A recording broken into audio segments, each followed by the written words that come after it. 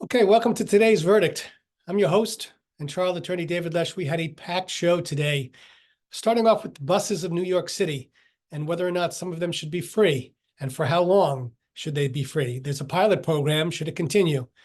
Next up, we talk about squatters with State Senator John Liu and whether or not we should even give squatters a chance to be able to go into somebody else's home and take over. His bill will end that, and there is so much law on the case that I'd like to hear what he has to say. And lastly, we're going to be throwing to an old segment on sex trafficking with a special prosecutor who's going to be coming on from the Special Victims Unit and hear what he has to say. So as you can see, we have much to get to, so stay tuned. Today's verdict starts right now.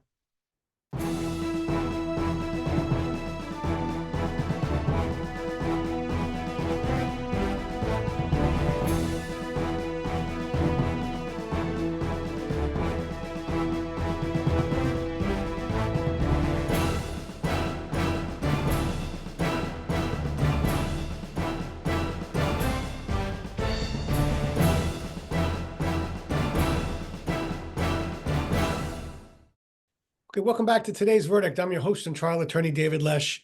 We have joining us today, Assemblyman Zohran Mamdani. I hope I said that correctly, Assemblyman. You did. Thank you so much for having me. It's our pleasure. Thanks for being here. I think it's the first time you've been on.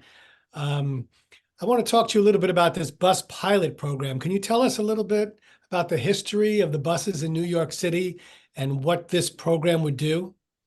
Yes, absolutely. So this is a program that we won in last year's state budget. Myself and Deputy Majority Leader Mike Gianaris were championing the idea that we need to make more of our bus routes free, because if we make them free, we create a commute that is faster, that is safer, and that is more affordable for New Yorkers at a time when they're facing skyrocketing cost of living in every aspect of their life.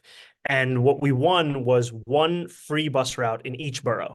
In the Bronx, that's the BX18 A and B. And we have it in Manhattan, in the Bronx, in Brooklyn, in Staten Island, and Queens. And across these 5 routes, we've seen ridership over the last, 6 or 7 months increase up to 20%. And so what we had hoped for initially in this pilot, we're seeing bear out. And now what we're fighting for in this year's state budget is to expand those 5 fare-free routes to 15. Well, let me ask you a question. Where's the money? I mean, if there's no money, it's free. How is the MTA surviving without the additional funds? So the cost of the pilot program that we launched last year was $15 million, and the state provided the funding to the MTA, which would cover the cost of fares that they would have received on those routes. What we're pushing for this year is $45 million to triple the size of the pilot. And what we're saying is that, right now, the MTA spends $40 million on Eagle Team. Eagle Team is a team of fare enforcers that get on the bus to check that people are paying. But Right. what they actually end up doing is they haven't been able to scan people's Omnis. And so many people in New York City are now paying via Omni. They're scanning their credit card or they're tapping their phone. They're not paying with a MetroCard. And I've had a number of New Yorkers speak up about the fact that they've been given a $100 ticket and they've actually paid for the fare. So the point of this is to say that the MTA has money. We've provided them with money. And what we're saying is this is a better use of that money, because when you make a bus free, you don't just make it something that you're saving $290 on. You're also making for a safer and a faster commute because you're using both doors to board. And bus operators have said so often the violent incidents that take place on a bus, as rare as they may be, are occurring because of interactions around the fare. So if you take away the fare box, you take away that site of conflict. Do people know about the free buses, or is this a new thing? So this is new. This launched on September 24th of last year, and it's only on these 5 routes. I would say that people know around these routes, which is why the ridership has increased by up to 20%. We've been trying to do as much education as possible on them, but what we're saying is that more New Yorkers deserve to have this at a time when rent is going up, Con Ed is going up, eggs, milk, all of this is going up. Why not have something that we can actually give back to New Yorkers that makes them have a better commute on their way to work, to see family, to a job opportunity? What are these buses like? They must be packed. I mean, they must be wall-to-wall people. I mean, free bus route. It's I wouldn't say it's to the extent that you can't move at all. But I've heard from a lot of New Yorkers who have been worried that when they get on the bus and it's just them and one other person, they don't feel as safe as when it's, a typical capacity bus. And that's what we're seeing on these free routes is people who, some of whom wouldn't have taken the bus that day, some of whom would have had to walk 40, 50 minutes that day, some of whom would have driven a car that day are now taking the bus. And when more New Yorkers take the bus, it's also better for the environment because we've seen that, without the MTA, greenhouse gas emissions in the tri-state area would be up 30%. So this is a key way that we can get more New Yorkers to where they need to go and get them to do so in a way that's also environmentally friendly. How are you getting the word out so that people know? So part of it is doing interviews like these. Part of it is also we've made posters that we've put up around a number of the bus stops. The MTA has a sign on the top of each of the fare-free routes that says fare free. And then we're trying to encourage, elected officials who live along the routes to share that news with their constituents. And what's been so exciting is so often in Albany, the policies that we pass, the budget language, it is something that has to be explained to our constituents. This is something that our constituents can just feel. They don't have to be taught about what it means that they can now get on this bus for free and get to where they're going. I just wonder if this can be expanded to some subway routes where you could just walk into the subway station and just take a subway. Has anybody ever discussed that with you?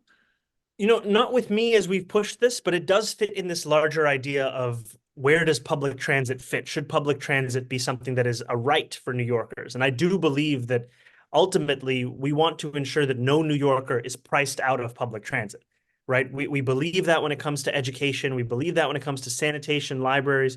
Why should public transit be any different? And I think our focus is on the bus, partially because of the fact that we are going to have less congestion on the street. So now is the time to turbocharge our buses, especially when we live in the city that has the slowest buses in all of America. This is the time that we actually give more to bus riders. So you're at District 36. Tell me, what's been going on in your district? What else have you been doing? So I represent parts of Astoria and Long Island City. One of the major concerns in my district is around housing. We have seen that the average rent in Long Island City is $4,200. The average rent in Astoria is $4,000. Rents are going up 40% year on year. And my constituents are being either priced out of their homes or are on the brink of having that happen to them. And so what we've been pushing for in Astoria and what I push for here in Albany is creating tenant protections so that tenants don't have to fear the end of their lease and knowing that their landlord could jack their rent up by whatever amount they think. Astoria and Long Island City become very hot neighborhoods. I play tennis at City View. I know what it's like. I mean, I know the area very well, and everybody wants to be there. So it's difficult to have landlords, agree with you and lower their prices in some way. What are you doing about it? Well, we're fighting for a piece of legislation called good cause eviction that would require a landlord to provide reason for increasing the rent beyond what is considered a reasonable amount, maybe the consumer price index of inflation, or somewhere around 5% or so. These are reasonable increases. What I've heard from tenants is increases of 30, 40, 50%. Wow. And that is something that you cannot afford if you've built your life around a certain set of costs to all of a sudden get the increase of a cost to that extent. It's something that forces you out of a neighborhood. And what's so difficult for my constituents is we've seen an immense amount of construction in our neighborhoods, more housing coming into the neighborhood, which we want to see more units, but it isn't translating into greater affordability for the people who made this neighborhood what it is. Well, Assemblyman Mamdani, I'm sorry, we're pretty much out of time. But you gave us a lot of stuff to think about, and hopefully you come back in the next couple of months and give us an update of what's been going on with the bus pilot system. Absolutely. I really appreciate the time, and thank you for shedding some light on these issues. Our pleasure. All right, stay with us. Today's Verdict has so much more right after this.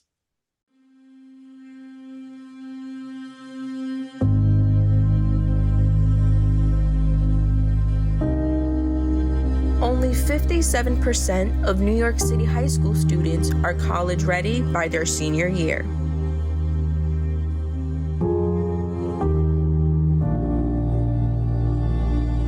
"55% of high school graduates either have no plans to attend college or are uncertain that they will ever attend."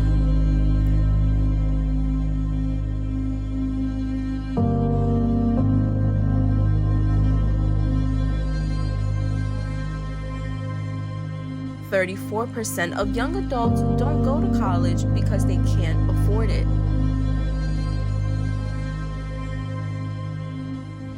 Discover what's possible.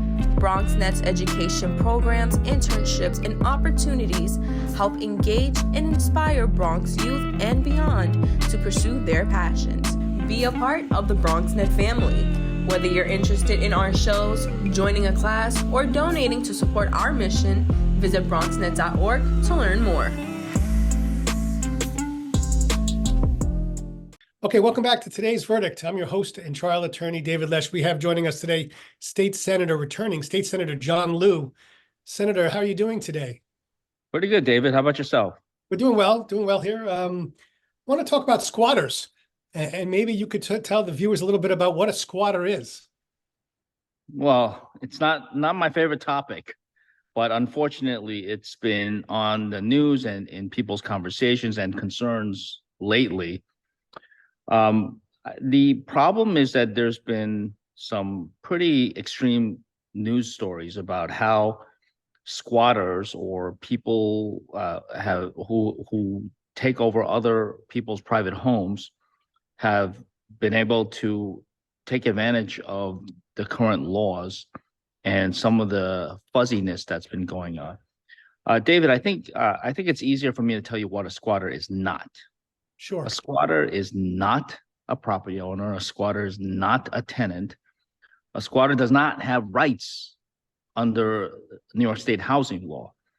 And yet there's been some fuzziness about this, which is why I've proposed a piece of legislation that will make it crystal clear that a squatter does not have rights as owners, as tenants. A squatter is someone who does not have authorization by the owner, a representative of the owner of a property, or anybody who's authorized to be using the property, such as a tenant.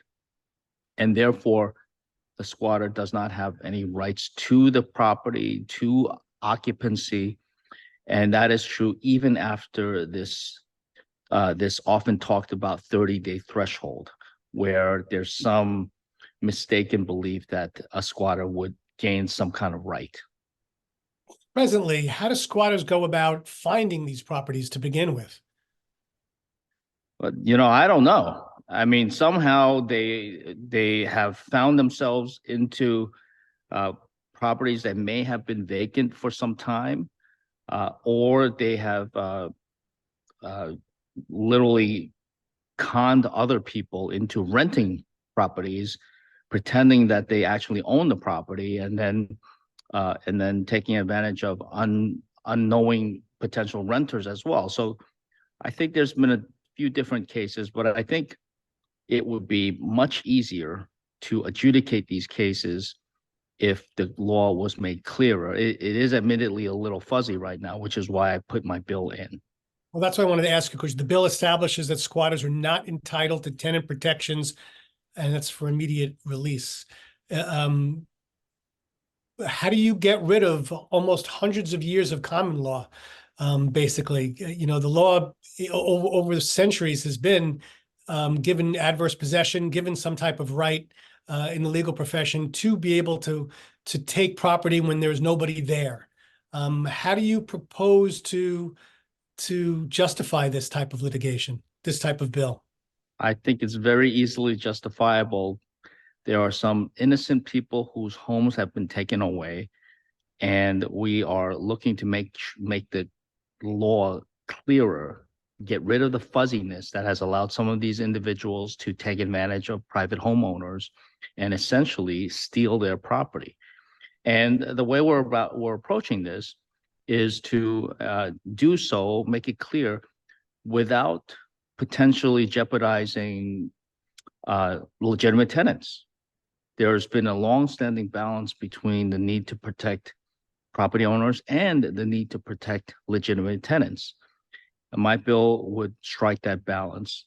As far as I think you said centuries-old law. Yeah, the common law. Squatting, yeah, that's not the case in New York. I mean, do you really know of that many properties that have been long abandoned, and you know, there are ways for example, the city to take over property, especially if nobody's been paying the property taxes. I don't think those are the kinds of cases or situations that we're talking about. I would agree with that. But you're talking about the fuzziness. I'm just wondering, are we going to limit the time that they're able to be in there? Are we going to say that owners? No, there's no mention of time. It is all about whether somebody has any kind of authorization from a property owner, a representative of the property owner, or anybody who's authorized to use that space. For example, a tenant. So there's no mention of, you know, after 30 days or 45 days or 180 days that a squatter gets to keep that property. That itself would be ludicrous. Where's the pushback coming from? Honestly, the pushback is from some people saying that my bill does not go far enough or is not strong enough. This is a bill that has a tremendous amount of support. In fact, the governor may even be willing to put it in the budget document that we're about to resolve this week. So it's got a great amount of support. It probably has the largest common denominator, which is why it can be passed quickly. And I don't think this is necessarily the end of the effort. It's an immediate step that needs to be taken right now, but we'll continue to seek additional measures to further protect homeowners, again, without harming legitimate tenants. Okay, I know you have to go because you've been pretty busy a day. Is there anything you want to tell us that's been going on in your district that you've been handling other than this that you want to let us know? I think we're just trying to resolve the budget for New York State for the next fiscal year, which actually unfortunately started a couple of weeks ago. And there are lots of issues with regard to education, housing, and healthcare. And we're working through all those issues. They all affect my constituents. Okay, on that note, we're going to let you run. Thanks for being here and joining us as usual, John. Thanks very much, David. Stay with us. Today's Verdict has so much more right after this.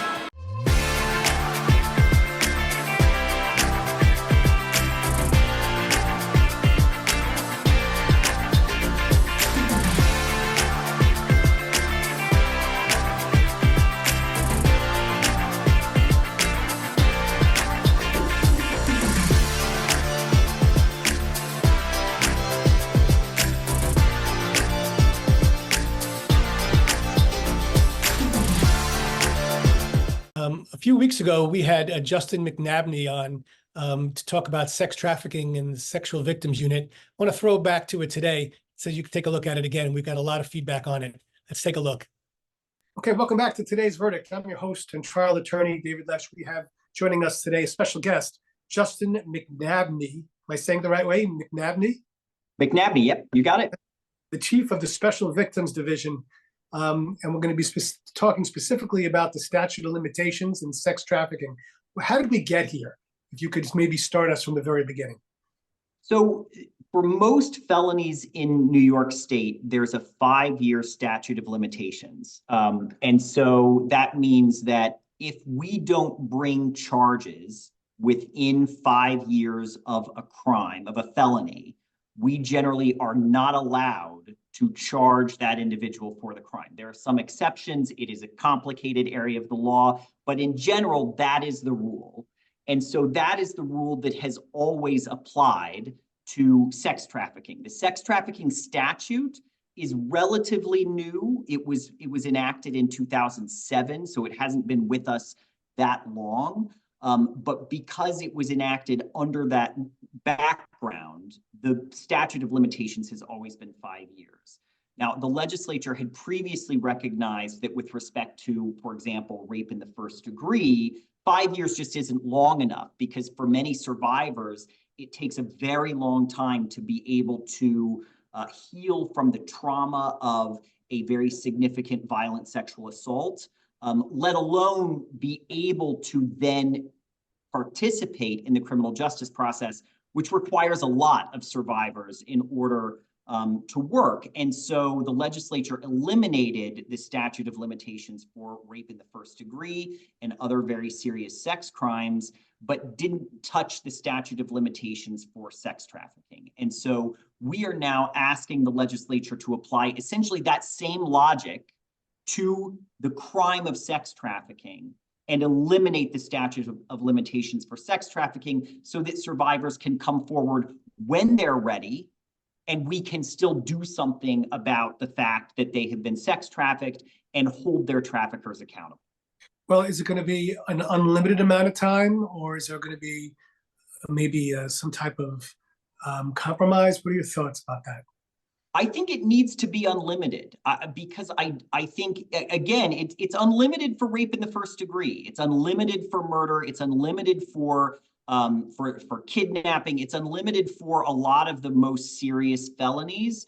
And this, and in my view, sex trafficking falls comfortably in that category. The level of violence that we see in most of our sex trafficking cases shocks the conscience. Like these are survivors who are being abused every single day. Most traffickers, for example, have rules that their victims have to follow, and the consequence for breaking a rule is violence.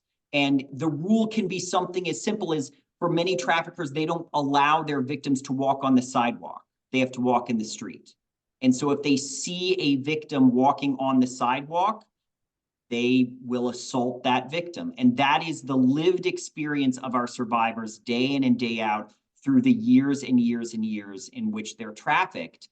And so in my view, because this crime is so serious, because it affects so many people so deeply, there should not be a limitation on our ability to hold traffickers accountable at all. If it takes a survivor 10 years to be able to talk about that experience, that horrific experience, and come to us and ask for justice, we should answer that call. And we shouldn't be limited by this 5-year bar, or frankly, any bar. Is there a civil component to this as well in terms of bringing lawsuits, or is it just a criminal? There is a civil component. I'll tell you, David, I'm a little less familiar with that part of the statute, but my understanding is it similarly alleviates the limitations on filing civil suits up to, I think, a certain number of years. I think it's a lot of years. I think it's maybe in the 50s, but I'm not entirely sure about that piece of the statute, other than I do know it would allow survivors, similar to the recent legislation that allowed survivors of sexual assault to file lawsuits. This bill would do the same thing for survivors of sex trafficking. And I know the viewers also would like to know some of the other stuff, Justin, that you're working on in the Special Victims Division. What else are you working on? So the Special Victims Division is comprised of the Child Abuse Bureau, what we call the Intimate Partner and Sexual Violence Bureau, our Human Trafficking Unit, and our Elder Abuse Unit. And all 4 of those pieces are working very, very hard. One of the new innovations that we've sort of brought to the division recently is we've recognized that historically, domestic violence, intimate partner violence was kept separate from sexual violence. We saw those as 2 different kinds of crimes. And to some degree, they are. There are survivors of intimate partner violence who do not experience sexual violence. And there are certainly cases involving sexual violence between two strangers that don't have an intimate partner relationship. But we also recognize that there's a huge overlap between those things, that very often survivors of intimate partner violence are surviving sexual violence. And so we took those two practice areas and put them together so that if we do get a case involving a survivor of intimate partner violence who has been victimized in a sexual way, we have the skills and the ability to bring those charges just like we would bring a sexual assault charge in a case involving two strangers. So that's one big change that we've recently made, and we've already seen an improvement in our practice around getting to around charging sexual violence in the context of intimate partner violence.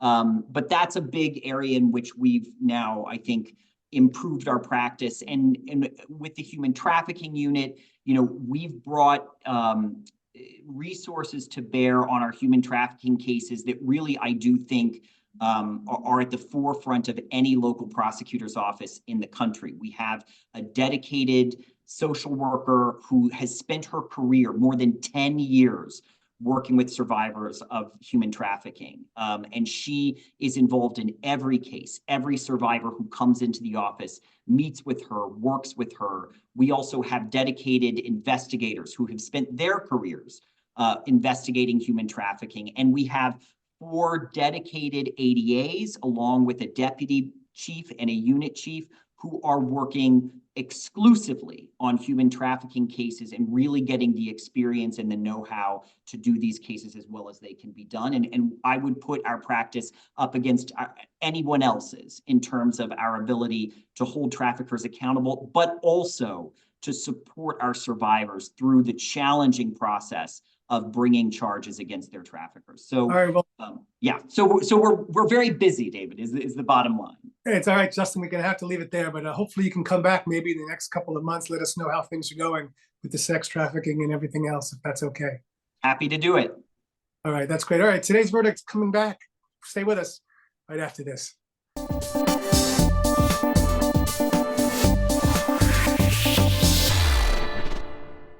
Well, that's all we have for today. I'd like to thank our guests for joining us, and of course, you, the viewers, for watching.